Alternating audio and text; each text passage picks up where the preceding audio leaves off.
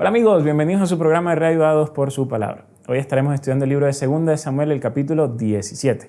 Así que quédense con nosotros mientras estudiamos este juego de tronos entre David y su hijo Absalón. Como siempre vamos a estudiar y vamos a orar para poder entrar a nuestro estudio. Apreciado Dios, rogamos tu compañía y que hoy al estudiar este capítulo nos permitas una vez más traer a colación la salud mental y la importancia de cuidarnos y de cuidar a aquellos que nos rodean. En el nombre de Jesús, amén. Capítulo 17 de 2 de Samuel nos trae un desarrollo de la historia entre David y Absalón, que como hemos visto hasta ahora, Absalón decidió usurpar el trono de David. Él lo logró hacer, hizo que David huyera. Y ahora en el capítulo 17 se nos trae la historia de cómo Ahitofel le dice a Absalón que le permitiese tomar 12,000 hombres para perseguir a David. Y dice que Ahitofel esperaba caer sobre David cuando estuviese cansado, cuando estuviese fatigado. Dice que les iba a infundir terror y que iba a huir todo el pueblo que estaba con él. Y de esa manera Ahitofel podría matar a David y todo el pueblo que estaba con David regresaría entonces a ser leales a Absalón.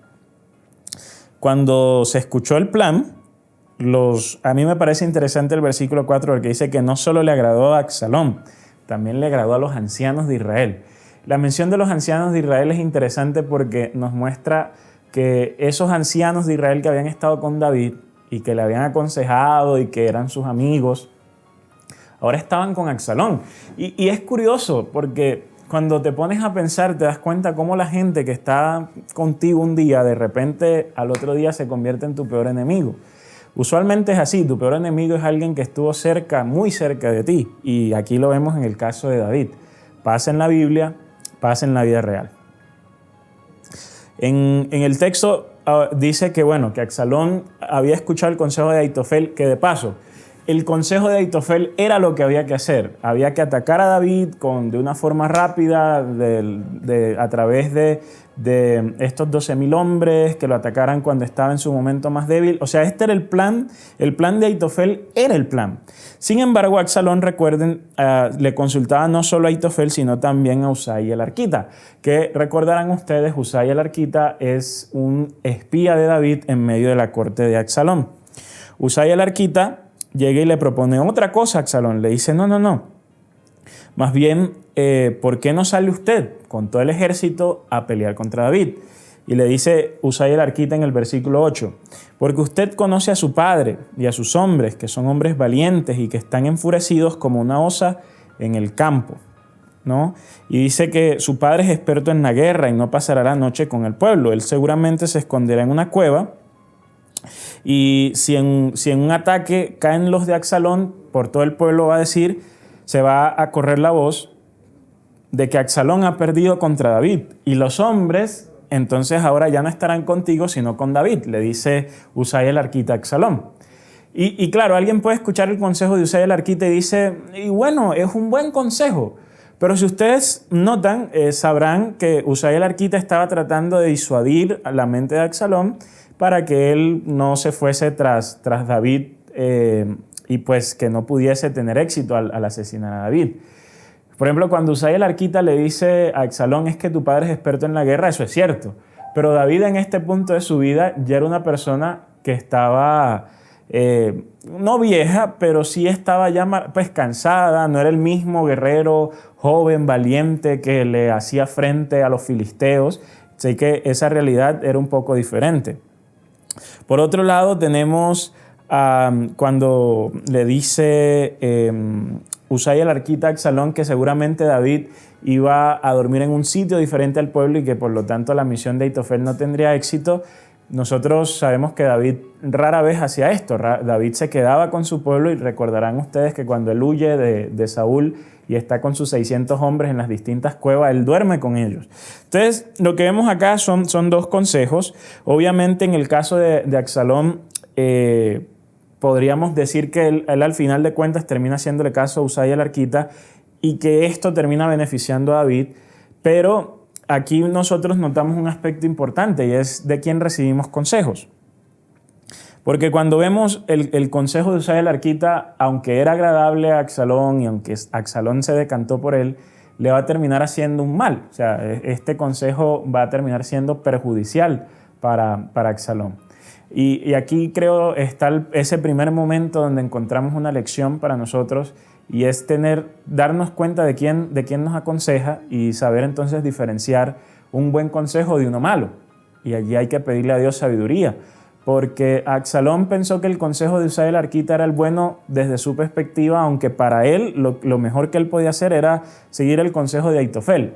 Solo que obviamente estamos hablando de que Absalón era un usurpador, ¿no? Y el plan de Ahitofel, nuestra familiaridad y nuestra preferencia por David nos lleva a preferir o más bien nos lleva a celebrar que Absalón hubiese tomado el consejo de Usai, porque beneficiaba a David, ¿no? Pero en nuestra vida también vamos a encontrarnos en situaciones donde sí o sí vamos a tener que pedir consejos. El punto es el consejo de quien escuchamos, el consejo de quien consideramos valioso, el consejo de quien pensamos y decimos, este es un buen consejo o uno malo. Pidámosle a Dios sabiduría, porque podemos terminar como Absalón, creyendo que estamos siguiendo por un camino provechoso para solo encontrarnos con que no era así del todo. A medida que avanzamos, bueno, entonces Absalón sigue el consejo de Usai, y lo que hace Usai cuando ve que Absalón toma su consejo en el versículo 15 es que le manda a decir a David que pase de una vez el río y que no vaya a pasar la noche en el desierto, porque si no, él y todos los que estaban con él serían destruidos. En el versículo 21 y 22, de hecho, dice el texto que David y todos los que estaban con él se prepararon para la guerra, y que se preparan para la guerra puesto que van a luchar efectivamente contra Absalón y contra todos los ejércitos que le habían jurado lealtad a él. Ahora, en medio de esa narrativa donde Absalón y David se preparan para la guerra, viene un episodio que es un poco triste y que quizás contiene la mayor enseñanza para nosotros hoy. En el versículo 23 dice que viendo a Ahitofel que no habían seguido su consejo, aparejó su asno, se levantó, fue a casa, puso en orden su casa y se ahorcó. Y así murió y fue sepultado en la tumba de su padre. La realidad es que hoy en día nosotros tenemos muchas personas como Ahitofel. Muchas personas que están sufriendo de depresión, de ansiedad y que desafortunadamente terminan tomando la decisión de suicidarse. Aquí hay un aspecto a destacar, y es que una persona que se suicida rara vez lo hace de un momento a otro, como quizás nos da la impresión el texto con Ahitofel. Ahitofel, ustedes se podrán preguntar, pero ¿de verdad porque alguien no siguió su consejo se suicidó?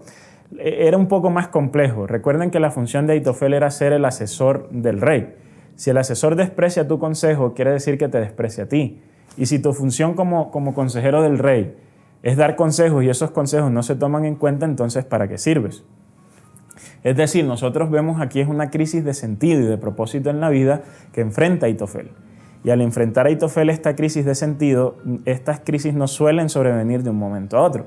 Suelen ser el cúmulo de procesos, de inseguridades que se van acumulando hasta que llega el punto donde explota la bomba, por así decirlo, y ahorita Ahitofel pues decía, ¿cuál es mi sentido en el mundo? Pero esa deconstrucción de sentido en el mundo no fue de un día a otro, ¿no? Aquí llegó a su clímax, en que en el momento y en la posición más importante que él había tenido, de repente el rey ya no te escucha, entonces ese sentido de vivir se fue a pique.